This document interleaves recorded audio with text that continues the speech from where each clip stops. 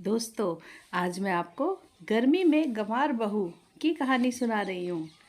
अनिल जब घर आया तो उसने देखा कि उसकी पत्नी पुष्पा ने बिस्तर पर जगह जगह बर्फ रखी हुई थी। उसने ये देखकर पूछा, अरे पुष्पा, ये बर्फ बिस्तर पे क्यों रखी हुई है? पुष्पा, अजी गर्मी ज़्यादा पड़ रही है ना, इसलिए मैंने बिस्तर पर बर्फ डाल दी।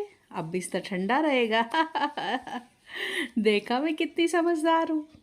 ये सुनकर अनिल को बहुत गुस्सा आया। उसे तो अपनी शादी में पता चल ही गया था कि पुष्पा कितनी बड़ी बोडम और गंवार है। अनिल मन ही मन सोचता है, पता नहीं माँ को भी इस पुष्पा में ऐसा क्या दिखा। अरे इस गंवार को मेरे पल्ले बांध दिया, मेरी तो जिंदगी बर्बाद ही हो गई। पर अनिल अभी इस बात से अनजान था कि गर्मी आते ही पुष्पा अपना पूरा गंवारपन दिखाएगी।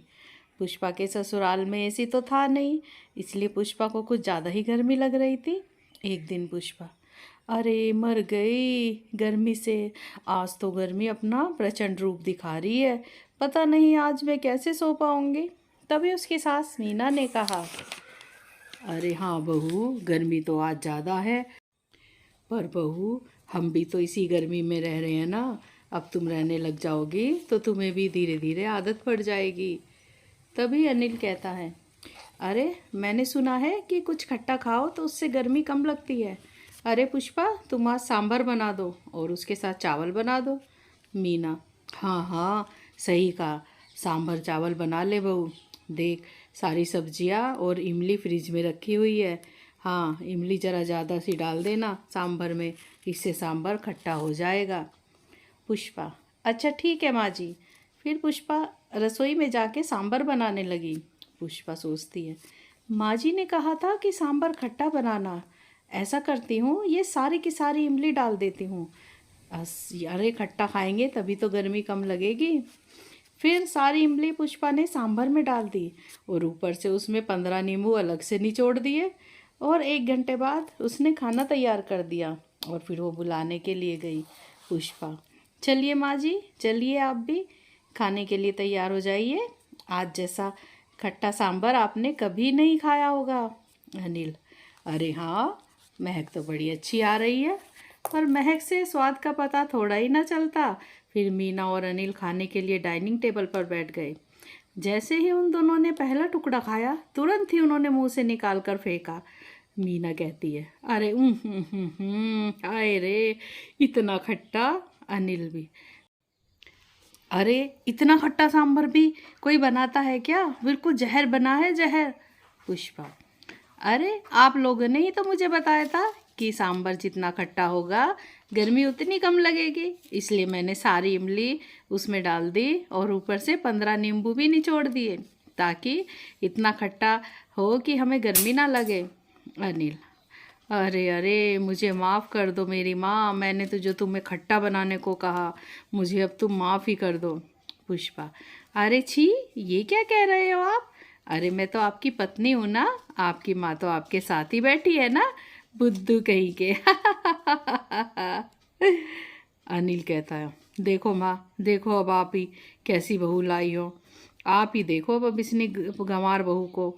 अब तो मेरे पास शब्द ही नहीं है इसके कहने के, कौन सी भाषा में इसे समझाऊं, कुछ समझ ही नहीं आता। तभी पुष्पा कहती है, अरे हिंदी में समझाइए ना। फिर अनिल चुप होकर बैठ गया। अब तो उसे कुछ कहने से ही डर लग रहा था।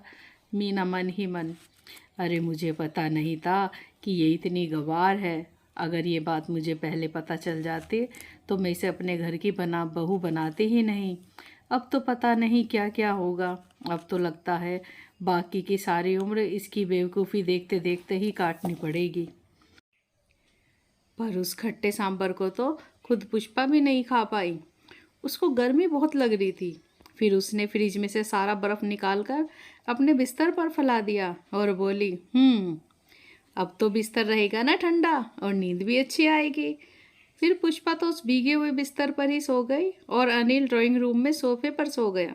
अनिल, अरे अब तो हद ही हो गई, ना तो ढंग से खाने को मिल रहा है और ना ही सोने के लिए बिस्तर मिल रहा है। मेरी तो लाइफ ही बर्बाद हो गई। पर पुष्पा की बेवकूफ़ियों का सिलसिला ऐसे ही चलता रहा। अब तो अनिल और उसकी माँ मीना दोनों बहुत ही परेशान हो चुके थे। एक दिन अनिल अपनी माँ से कहता है, माँ, लगता है कि एक एसी लेना ही पड़ेगा, नहीं तो इस गर्मी में पुष्पा का दिमाग ऐसे ही खराब रहेगा। मीना, हाँ बेटा, तू ठीक कह रहा है, पर तेरे पास हैं इतने पैसे कि तू एसी खरीद ले।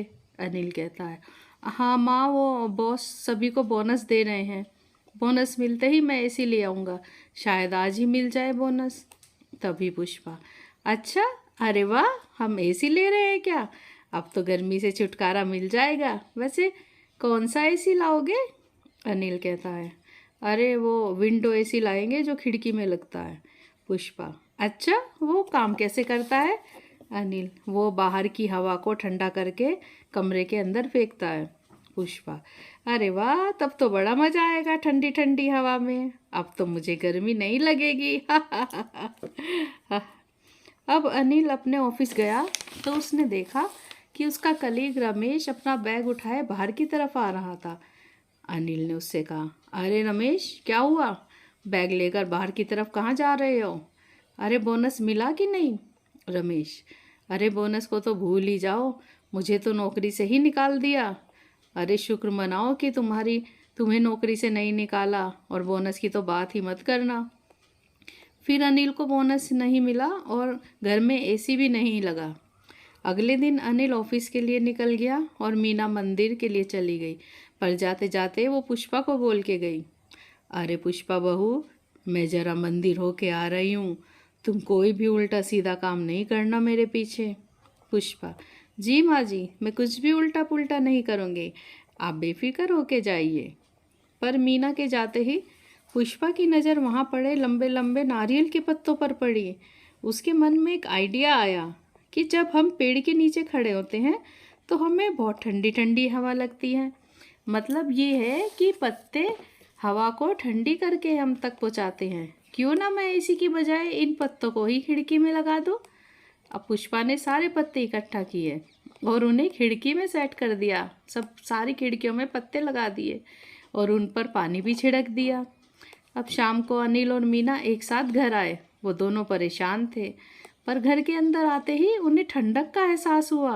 अनिल, अरे ये क्या, घर इतना ठंडा कैसे हो रहा है?